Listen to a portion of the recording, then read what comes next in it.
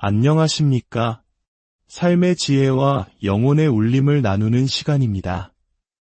오늘 우리가 함께 나눌 이야기가 당신의 마음에 작은 위로와 희망의 불씨가 되기를 소망합니다.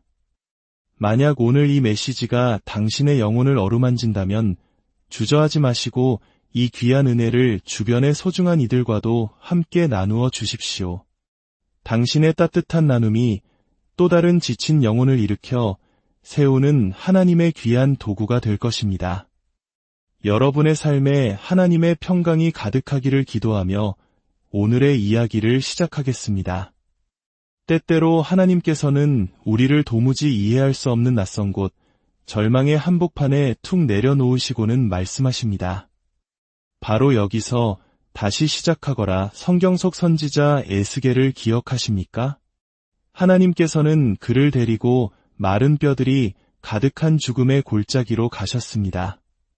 생명의 흔적이라고는 찾아볼 수 없는 그곳, 절망과 끝만이 남아있는 듯한 그곳에서 하나님은 명령하셨습니다. 이곳에서 부흥을 일으켜라. 에스겔의 눈에는 오직 흩어진 뼈들만 보였을 것입니다. 주님, 여기에는 아무것도 없습니다. 오직 죽은 뼈들뿐입니다.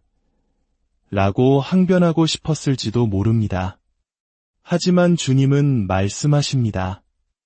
작은 시작의 나를 멸시하지 말라. 사랑하는 성도 여러분, 우리가 살아가는 이 세상에 완벽하고 이상적인 장소란 그리 많지 않습니다. 만약 당신이 사역의 길을 걷고 있다면 모든 조건이 완벽하게 갖추어진 위대한 교회는 당신을 위해 준비되어 있지 않을 수도 있습니다. 그래서 하나님께서는 때로 우리를 가장 척박하고 어려운 곳으로 보내십니다.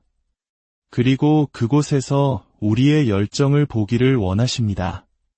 우리의 간절한 기도를 듣기 원하시며 우리가 흘리는 땀과 눈물을 지켜보십니다. 그리고 말씀하십니다. 일으켜 세워라. 바로 그곳에 나의 나라를 건설하라. 그렇게 버티고 인내하는 시간이 길어지면 우리는 지치기 마련입니다. 하지만 바로 그 순간 우리의 인내는 위대한 모험으로 변화되어야 합니다. 선지자 예레미야의 시대를 떠올려 보십시오. 예레미야 29장에서 하나님은 바벨론의 포로로 끌려가 고향 예루살렘으로 돌아가기만을 애타게 기다리는 이스라엘 백성에게 말씀하십니다. 그들에게 예루살렘은 하나님의 영광이 머무는 곳, 모든 것이 완벽한 고향이었습니다. 반면 바벨론은 사악하고 부도덕한 이방의 땅이었습니다. 그들은 그저 이 고통스러운 시간이 끝나기만을 바라며 불평과 원망을 늘어놓고 있었을 것입니다. 바로 그때 하나님께서 예레미야를 통해 주신 명령은 실로 놀라웠습니다. 거기에 집을 짓고 정원을 가꾸어라. 내가 너희를 보낸 그 성읍의 평안을 구하고 그곳의 번영을 위해 기도하라. 그 성읍이 평안해야 너희도 평안할 것이기 때문이다. 이것이 무슨 의미일까요? 때로 하나님께서는 우리에게 말씀하십니다. 내가 처한 상황이 얼마나 끔찍하고 절망적인지와는 상관없이 바로 그 자리에서 집을 짓고 정원을 가꾸어라. 오늘날 우리가 살아가는 이 세상이 마치 바벨론처럼 느껴질 때가 있습니다. 어둡고 혼란스러우며 하나님의 뜻과는 거리가 멀어 보입니다. 하지만 우리는 기억해야 합니다. 우리는 이 땅에 속한 교회가 맞지만 아직 우리의 본향인 새 예루살렘에 도착하지 않은 나그네들입니다. 그렇다면 우리는 무엇을 해야 할까요? 주저앉아 불평만 하고 있어야 할까요? 아닙니다. 우리는 집을 지을 것입니다. 우리의 가정을 믿음의 반석 위에 굳건히 세울 것입니다. 우리는 정원을 가꿀 것입니다. 우리의 일터와 공동체를 사랑과 섬김으로 아름답게 만들어갈 것입니다. 우리는 세상의 빛이 될 것입니다. 우리는 옳은 것을 위해 당당히 일어설 것이며 진리의 말씀을 담대히 선포할 것입니다. 우리는 이 땅이 하나님의 주권 아래 있음을 선포하며 지옥의 권세가 우리의 가정과 학교, 우리의 공동체를 결코 삼킬 수 없음을 믿음으로 외칠 것입니다. 한때 저에게도 모든 것을 포기하고 싶을 만큼 낙심했던 시간이 있었습니다. 수많은 영적 전투 속에서 자원은 턱없이 부족했고 사방이 막힌 듯한 기분이 들었습니다. 그때 사탄이 제 마음에 속삭였습니다. 들리는 목소리는 아니었지만 영혼을 짓누르는 무거운 음성이었습니다. 그만둬. 그냥 포기해. 왜 그렇게 힘겹게 버티고 있는 거야? 그 어둠의 속삭임이 계속될 때 저는 제 입으로 소리내어 외쳤습니다. 나는 포기하지 않는다. 왜냐하면 나는 하나님께로부터 부름받은 사람이기 때문이다. 이 어리석은 자야. 그리고 나는 결코 이 작은 시작의 날들을 멸시하지 않을 것이다. 할렐루야. 제가 지금 무슨 말을 하고 있는지 아시겠습니까?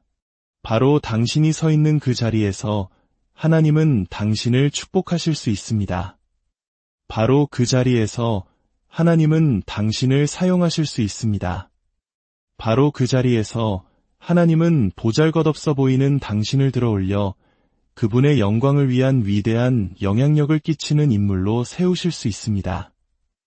혹시 이 메시지를 들으며 포기하고 싶은 마음이 드는 분이 계십니까? 주님께서 당신에게 말씀하십니다. 그분은 가장 작은 것들을 가져다가 우리가 구하거나 생각하는 모든 것보다 훨씬 더 풍성하게 넘치도록 불려주시는 하나님이십니다. 이제 잠시 당신의 마음을 주님께로 향하길 원합니다. 이것은 아주 작은 행동처럼 보일 수 있지만 믿음의 큰 역사를 시작하는 발걸음이 될 것입니다. 이 자리에 있는 모든 분들께 말씀드립니다. 만약 당신이 하나님과의 관계가 바로 서 있는지 확신이 없다면 지금이 바로 당신이 마음의 제단으로 나아올 때입니다. 만약 당신의 가정에 당신의 삶에 해결되지 않는 문제로 고통받고 있다면 지금이 바로 주님을 부를 때입니다. 만약 당신의 꿈이 점점 메말라 죽어가는 것 같은 고통스러운 시간을 보내고 있다면 지금이 바로 기도의 자리로 나아올 때입니다. 하나님은 당신이 포기하는 것을 원치 않으십니다. 당신이 오늘 우연히 이 메시지를 듣고 있는 것이 아닙니다. 저는 믿습니다. 보잘것없어 보이는 것들 속에 하나님의 영광이 숨어 있습니다. 하나님께서 그 위에 생명의 숨결을 불어넣으시면 그것은 반드시 살아나게 될 것입니다. 만약 이 말씀이 바로 당신을 향한 것이라고 믿는다면 당신의 자리에서 조용히 두 손을 들어 주님께 나아가십시오. 기도를 얼마나 길게 하느냐가 중요한 것이 아닙니다. 아주 작은 기도, 겨자씨 한 알만 한 작은 믿음이라도 그것이면 충분합니다. 특별히 지금 당신의 꿈을 위해 힘겹게 싸우고 있는 분들, 정말 간절하게 돌파구를 보기 원하시는 분들, 오랫동안 애썼지만 아직 열매를 보지 못해 지쳐있는 분들, 바로 당신을 위해 기도합니다. 이곳에 있는 모든 성도님들, 두 손을 높이 드십시오. 가정에 문제가 있습니까? 하나님의 은혜를 외치십시오. 하나님의 은혜가 아니면 당신의 힘으로는 아무것도 할 수 없습니다. 마약이나 알코올 혹은 다른 중독 문제로 고통받는 자녀가 있습니까? 절망하지 마십시오. 하나님께서 행하시는 작은 일들을 바라보십시오. 당신이 믿기만 한다면 하나님은 그 모든 상황을 역전시키실 수 있습니다. 이제 다 함께 기도합시다. 예수님, 저의 작은 것들을 주님께 드립니다. 저는 결코 작은 시작의 날을 멸시하지 않겠습니다. 주님, 솔직히 저는 조금 지쳐 있습니다. 마치 주님께서 다른 사람들을 위해서는 큰일을 행하시는 문 뒤에 저는 홀로 복도에 남겨진 것 같은 기분이 들 때도 있습니다. 하지만 이제 그 모든 상황이 변할 것을 믿습니다.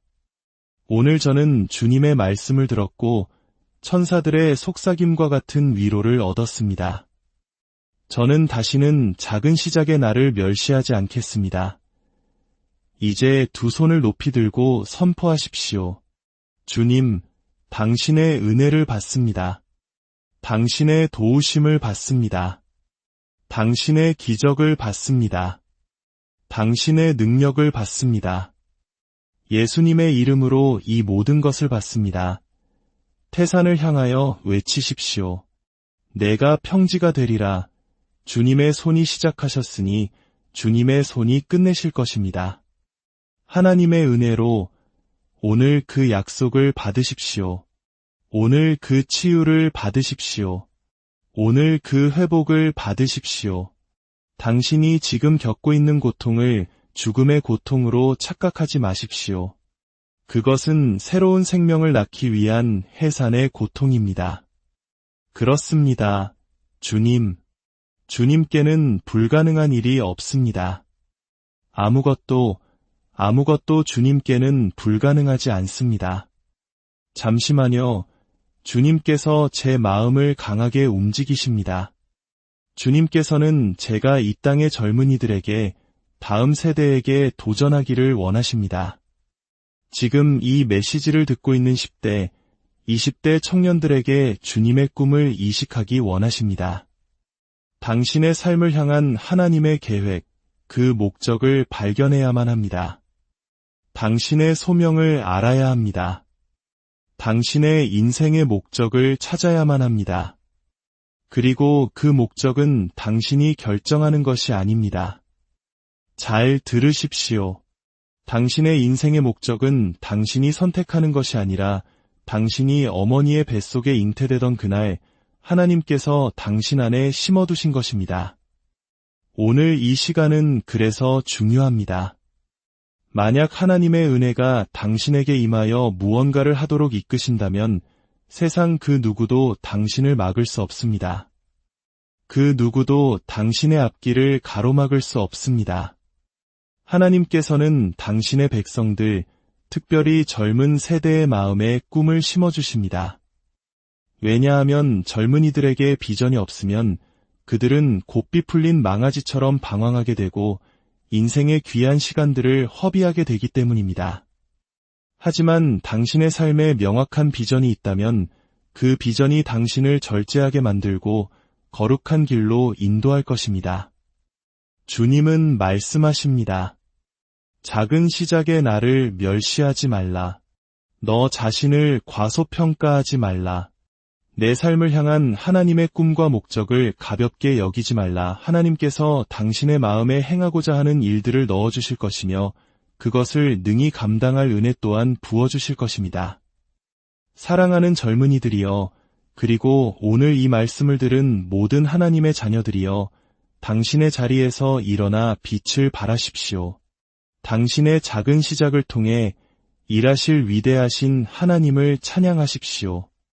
그분의 은혜와 평강이 당신의 모든 여정 가운데 늘 함께 하시기를 예수님의 이름으로 축원합니다.